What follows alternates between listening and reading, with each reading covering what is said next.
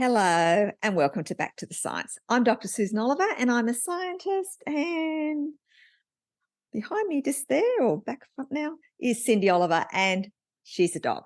In this video, we're going to be talking about our potential new syndrome, post Dr. John Campbell anxiety and depression. And who better to introduce this than John himself? And I don't know about your experience, but a lot of people have been reporting anxiety and depression to me. Let me know if that's the case for you. Is there more anxiety and depression in the world now than there was, say, in 2019? And I can also confirm that I've been contacted by a number of people who were either themselves left anxious and depressed after viewing Dr. Campbell's videos, or new people who were. Fortunately, some of those people have had their fears allayed after watching my videos, but obviously a lot of people suffering don't even know that I exist. And just to give you an example of what I mean by his videos causing anxiety, here is a start of a recent video about what may or may not be another syndrome.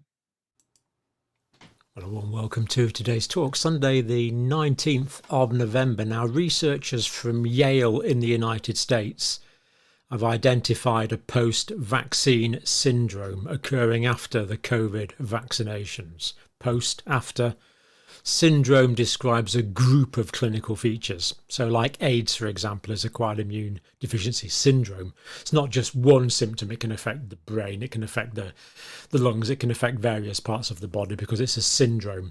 And it's the same with this post-vaccine syndrome, a range of possible presentations. Now, the most common ones are post-vaccine syndrome, most common symptom described by the participants, exercise intolerance.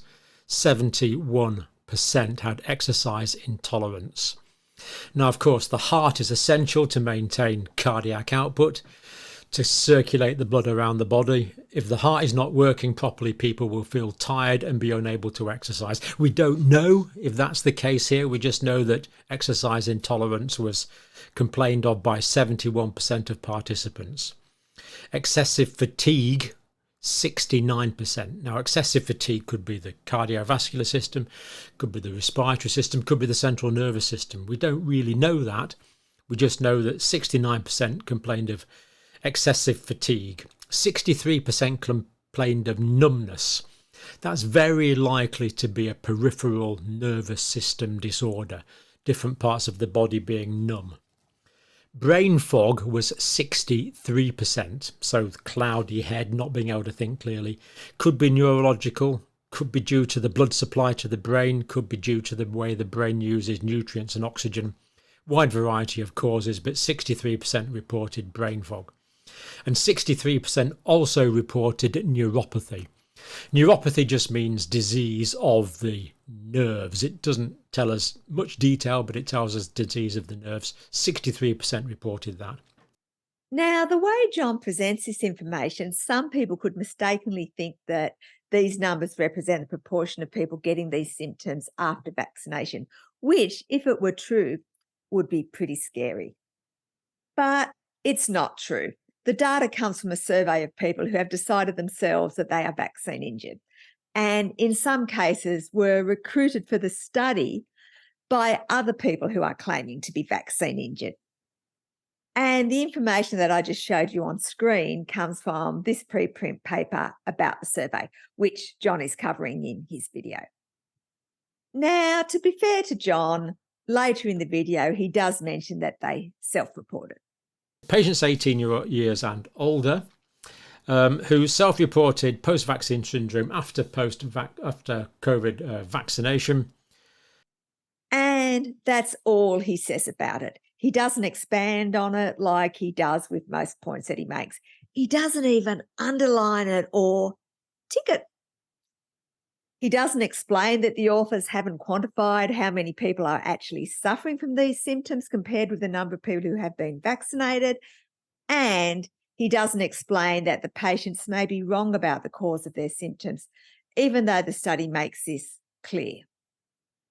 And it's quite possible that these patients could be wrong about the cause of their symptoms because None of the symptoms that they have blamed on the vaccine are rare symptoms.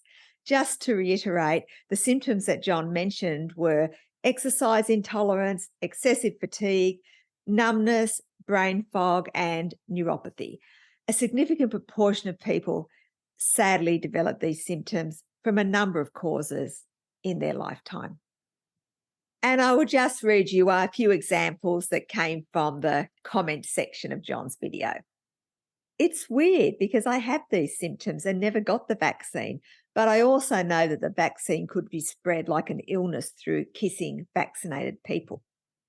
I believe you, as I work around many jabbed and was perfectly fine till they all got it. I've been struggling with various health issues that I didn't have before.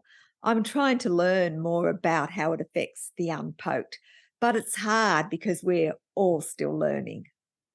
Just gutted that no one will listen to me and my story. I'm suffering from this syndrome. My life has been ruined, and it was from shedding, not from taking the vaccine. I have heart problems, mental health, fatigue, pain. I can't work anymore. I'm always sick with viruses, and there is no explanation. Nobody will listen to me. I used to box, Thai box, race motorbikes, compete in triathlons, and now I'm nothing. I was physically affected by my husband's first AZ jab, kept away from him for weeks after his next two.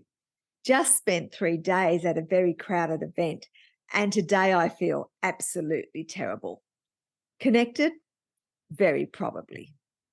I've not been vaccinated with the COVID jabs, but last October I was exposed to someone who had just had the vaccine and became very unwell with stomach upset within 6 hours, and which within 48 hours led to neurological problems, neuropathy, numbness, pain, and extreme fatigue. I truly believe I was exposed to shedding. This is 13 months now, and I am still undergoing tests under neurology. No one would believe this to be true, but I know what happened to me. I have not been vaccinated, but work closely with vaccinated people, and unfortunately, I have most of these symptoms. I feel like they have shredded onto me. Unfortunately, we are all affected. And this is just a small selection of people commenting that they have had these symptoms who weren't vaccinated. And needless to say, vaccine shedding isn't a thing. There were also people who said they had developed the symptoms after being vaccinated, just like the survey. Woke up one morning like any other. Walking through my house, I felt a feeling of it being lifted on one end, and I went walking like a drunk person until I came to the aid of my kitchen table stopping me. I asked myself, what the hell was that? That was in January 2023. Now, till this day, every day since then, I've been having dizzy spells, double vision, acupuncture feelings in my face, one side or the other. My lips feels like it's burning sometimes, and inside my nose or maybe even an eyeball. I've been seen by every doctor to see continuing up the ladder till I'm finally at the top of neurologist. Just last week, I was injected with amalgamaty for migraines. So I'm thinking to myself, I've been having migraines for almost 350 days now, every day. Yeah, right. All this started 7 months after getting the Moderna vaccines. You tell me. Now, most people who haven't been negatively influenced by watching John's videos probably wouldn't attribute a condition that they developed 7 months after a vaccine to the vaccine. But a lot of people could assume that a condition that occurred fairly soon after a vaccine was caused by the vaccine. And they could be right. But they also could be wrong. This study here is a systematic review and meta-analysis of 12 different studies that were completed for COVID vaccines. And what they did in this study was they specifically looked at adverse events that occurred in the placebo groups of each study compared with adverse events that occurred in the treatment groups. This figure here summarises the findings of the review. The chart on the left shows systemic adverse events after the first dose, and the chart on the right shows adverse events after the second dose. The orange squares are for the vaccine group, and the blue squares are for the placebo group.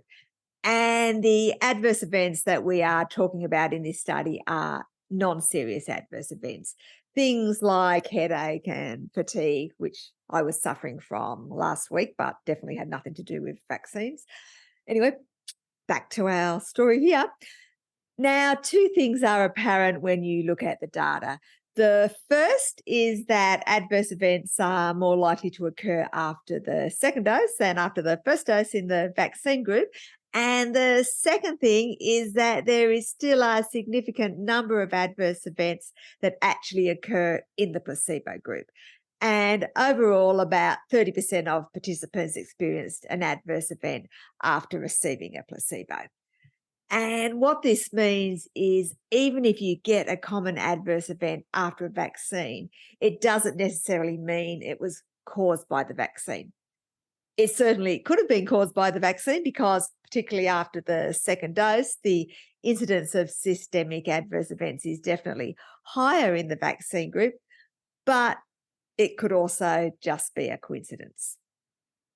Now, of course, the symptoms being reported in the survey that the preprint paper is based on aren't short-term symptoms. They are long-term, and they are having a significant impact on the participants' lives. But the same principle still applies. Just because these symptoms first appeared sometime after a vaccine, it doesn't actually mean that the vaccine was the cause. Now, the results, median age was 46 among participants with post-vaccine syndrome. 55% had received the Pfizer, 86% had received the Moderna. They're the only ones that are mentioned. Johnson & Johnson was given for a time in the States, of course, as well. Pfizer mostly, but Moderna also. In fact, the paper does mention all the brands. John just missed it. 55% of respondents experienced symptoms after Pfizer, 37% after Moderna, 6% after J&J, 2% after AstraZeneca, and 0.4% after Novavax, which is remarkably similar to the proportion of people in the US who received each vaccine. And the US is where most of the people who completed the survey came from. Obviously, those who experience symptoms after the AstraZeneca vaccine are most likely from somewhere other than the US, but these are a small proportion of the total sample. Now, the brand proportions of those reporting symptoms being similar to the brand proportions of what was administered is exactly what you would expect if these symptoms weren't being caused by the vaccines and just occurring randomly, because that is just the makeup of the population. And importantly, it is inconsistent with the syndrome being related to a specific vaccine technology like mRNA, for example.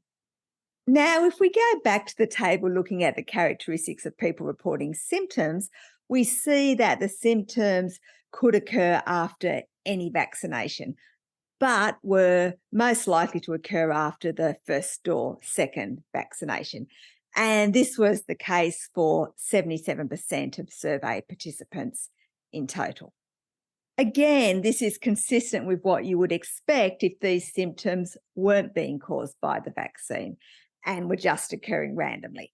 Because as at September 2022, 78% of doses administered were first and second doses, and 22% were boosters. Again, it is just the makeup of the population as far as the number of doses that they've had. Now, one more thing that I'd like to draw your attention to is that although 44% first got their symptoms after their first dose, only 24% of people still didn't have a second dose. And although 77% got their first symptoms after either the first or second dose, only 60% didn't go on to have a third dose. This suggests that a number of people didn't initially attribute their symptoms to the vaccine, but were later convinced of it. And people being convinced that a vaccine has led to various conditions when it is in fact just a coincidence is not a new phenomenon. A similar thing happened when the HPV vaccines were first rolled out.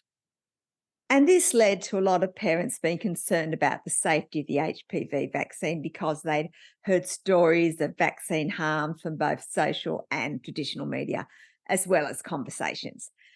Now, some of the stories that they heard would have just been anti-vaxxers making stuff up. But in some cases, the stories would have come from people who genuinely believed they had suffered vaccine harms. But this doesn't mean they had. To determine whether vaccines are causing harms, you need to do proper studies and not just surveys of people with symptoms. Now, if an adverse event is caused by a vaccine, the rate of that adverse event should be higher in vaccinated people than in unvaccinated people. And if it's the same, it means that there is no link. Now, there are a number of different methods of determining if there is a difference between rates in vaccinated and unvaccinated people. And in this study, they actually used 3 different methods just to be really sure. The first thing they did was a cohort study where they compared the rate of events in 314,017 girls who had been vaccinated with a matched cohort who hadn't been vaccinated. The next thing they did was a self-controlled case series analysis where they looked at 11,817 girls who had experienced one of the events they were interested in and compared the number of events that occurred before vaccination with the number of events that occurred after vaccination. Finally, they did a population time trend analysis where they looked at general trends in events between 2000 and 2014 and whether the introduction of the vaccine in 2009 had any effect on the trend. And the events that they looked at were a first hospital contact with abdominal pain, non-specific pain, headache, malaise, or fatigue, including chronic fatigue syndrome, tachycardia, including POTS, and hypotension or syncope. These were chosen because they were events that had been reported as adverse events following vaccination.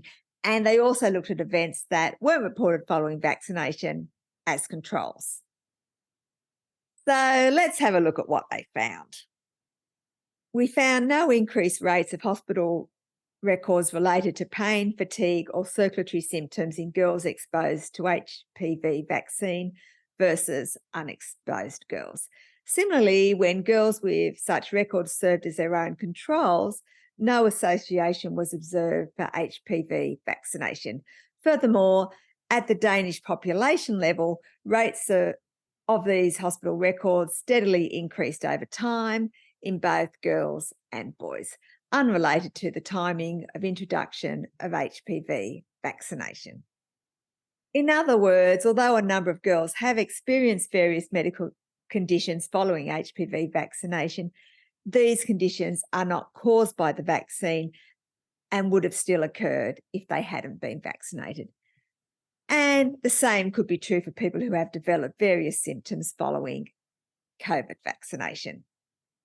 One more thing that I'd like to draw your attention to in this table is that 75% of people had their onset of severe symptoms within 18 days of the index vaccination. Most people in the survey had 2 or more vaccinations, so that is at least 36 days out of the year where most people would have attributed their symptoms to the vaccine, which is about 10% of the year. Let's assume 10,000 people develop these symptoms from a condition unrelated to the vaccine.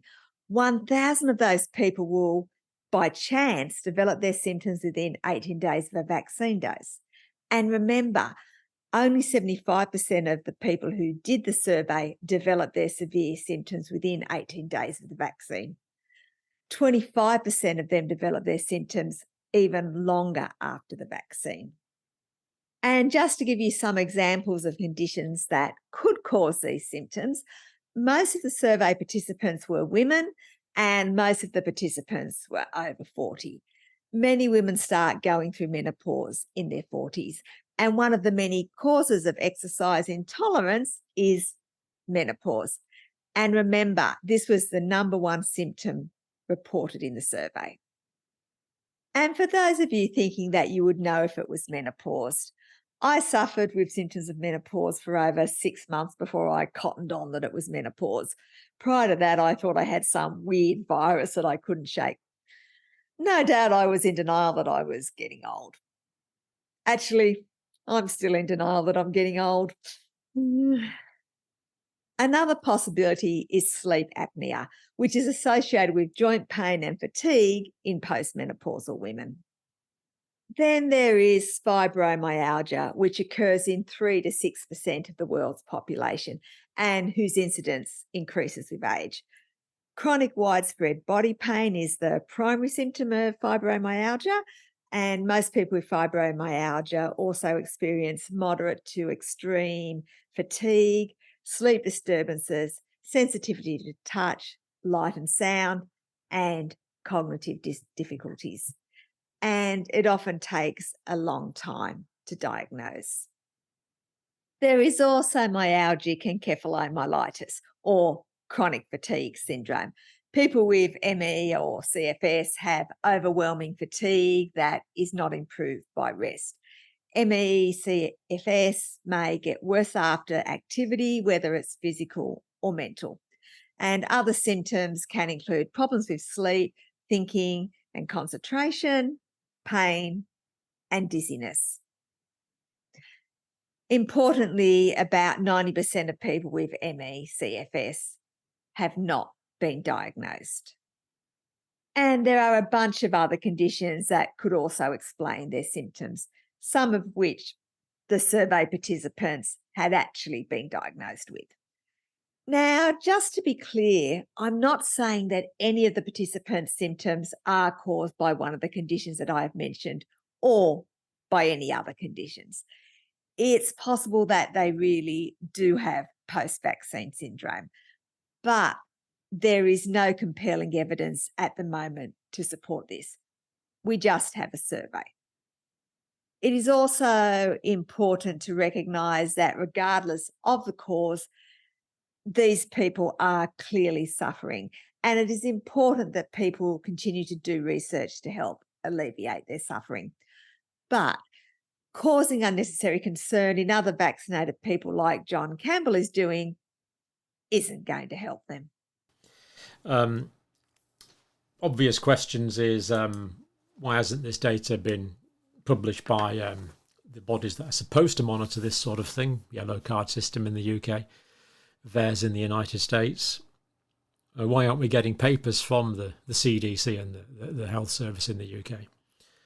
In fact, the data is published by the yellow card system. You can find it in the appendix of this report here. I'll just show you the data for the first symptom, which was exercise intolerance. Up until the 23rd of November 2022, following the Pfizer vaccine, 48 people reported that their exercise tolerance decreased. Conversely, 2 reported that their exercise tolerance increased, and 27 people reported that their energy increased, which, if they were related to the vaccine, would be good effects, but most likely they are coincidences. Following the AstraZeneca vaccine, 50 people reported that their exercise tolerance decreased, and 26 people reported their energy increased. Following the Moderna vaccine, 20 people reported that their exercise tolerance decreased, and 1 person reported their energy increased. And there weren't any reports about exercise tolerance or energy following the Novavax vaccine, which is not surprising because that's been given to much, much less people. And these numbers are based on nearly 54 million people who received at least 1 dose. Now, as John likes to remind us, not all adverse events are reported to the yellow card scheme, but they do account for this when they do their analyses comparing adverse events with baseline rates.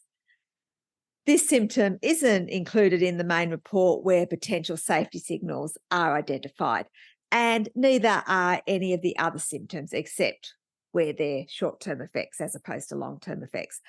But as you know, safety signals have been identified for other adverse events, and these have been reported. Now, I did prepare a bunch of other slides about the paper, but I think this video is getting way too long, so I'll just leave it there. But if you do know people who have been left anxious or depressed after viewing one or more of Dr. Campbell's videos, please share this video with them. If you've got this far, and it's a bit of a long one, thank you for listening. And if you've liked, shared or commented on the video, double thank you, because that helps the algorithm and means that more people will see the video. And of course, thank you to everyone who has bought me a coffee or little Cindy here a treat. We really appreciate your support. We will be continuing to make videos about the science in the future. So if you'd like to see them, please hit the subscribe button. Thank you.